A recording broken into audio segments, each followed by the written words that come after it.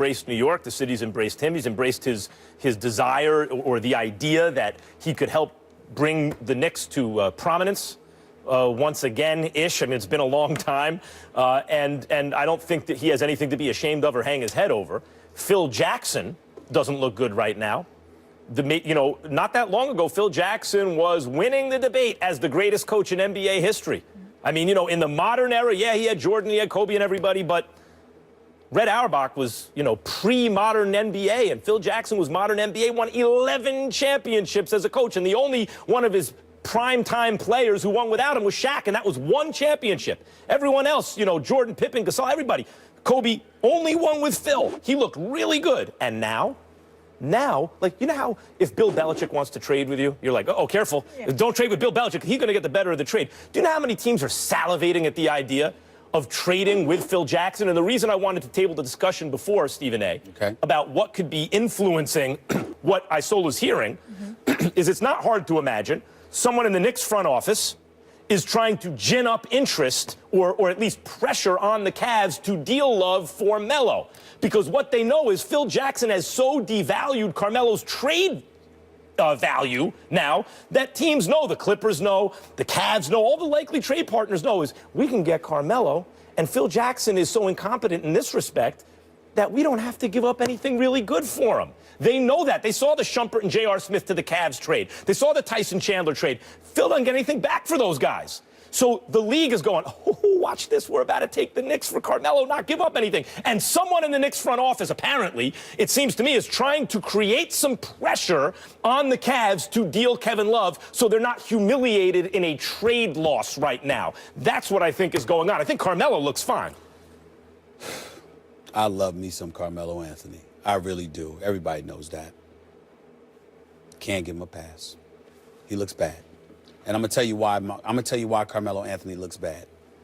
Because the Knicks stink. They're sorry. It's just that simple, okay?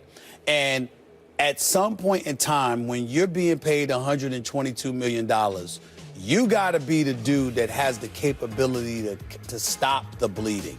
When you're getting paid that kind of money, you got to at least do something that keeps you respectable.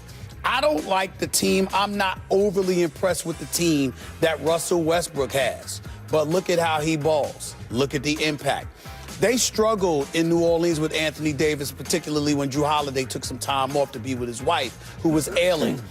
But they've been better. And we all know that Anthony Davis is one of the best players in the world. Every single squad that you point to in the NBA, even though they may be significantly removed from the championship equation, when you are a legitimate, bona fide, big-time player, at the very least, your team is average. They don't stink.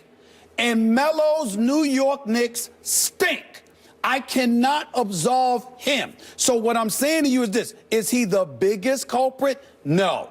That would happen to be Phil Jackson right now because he's asleep at the wheel, okay? Literally and figuratively, depending on which day you pick, all right? And we all know this, and it's a disgrace and embarrassment, the job that he's doing. But I can't sit here. To my man, I cannot sit here looking at the skills you have, 6'8", 240, can score at will on anybody, inside, outside, free throw line, mid-range game, 3 points, etc. You have this arsenal available to you, and yet this team stinks. Newsflash. They're like, welcome to what the rest of us already know. You've always overrated Carmelo Anthony. He's an incredible offensive weapon in the sense that he can score at will. And when he is used properly on teams that weren't great, he can win 50 games as a centerpiece of a team and get your team to the playoffs, maybe even the second round, because actually he demands so much attention because of his offense. The defense has to, when he's finding open men, which he has done in the past at times, he's a valuable asset. But that was Carmelo at his best, and even then he was a little bit overrated because he never played defense. What you're really saying is Carmelo is not really a superstar in terms of his impact on a team. Melo is no kidding. Melo is not a superstar. Melo is a star. He is a bona fide, legitimate, big-time star offensively. My issue, I've never held him to the level of culpability that other people have. But I will, in the interest of full disclosure, as I've repeated, I'll say this again. I covered Allen Iverson.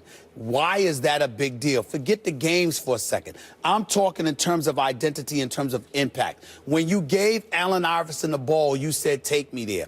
Larry Brown, Billy King, Pat Croce come in there and said, this is what we have. I'm going to evolve talent around him that defends, rebounds, and does their job. They didn't do that with Melo. And plays their role. Melo was never given that. But I want to speak to that. But hold on for a second. But to answer the question directly, I'm not going to sit here knowing that they haven't done that for him, knowing that Melo is shortchanged. I'm still not going to let him completely off the hook so now, by acting like there's no culpability there. So now you've come around entirely to my way of thinking. No. On the one hand, you admit he's a star, not a superstar. That's what I've been saying all along. And on the other hand, you admit right now he doesn't look bad, because if you already knew that, which I did and I've been saying, then what you know is on a team with Carmelo, he's good enough where him and Kristaps Porzingis on the same team, you should not have a bum squad. And right now they're playing like bums. They're playing like... So that's not his fault. But wait a minute. But they haven't always played like bums. I'm saying this now because the question today is about what culpability he has right now. Absolutely, you don't get off the hook. But when they're not playing like bums and they're playing hard, but the requisite pieces are not around him, that was not his fault. So my argument is consistent in that regard. I'm saying to you, he's never been a stout defender. I've always called him a superstar offensive player. That's what I've always said. But in the end, right now, when we're talking about the Knicks' effort, I can't let the star off the hook. Real quick, culpability. That's on you. Real quick, let's list these culpability. Okay, in terms of culpability, Dolan,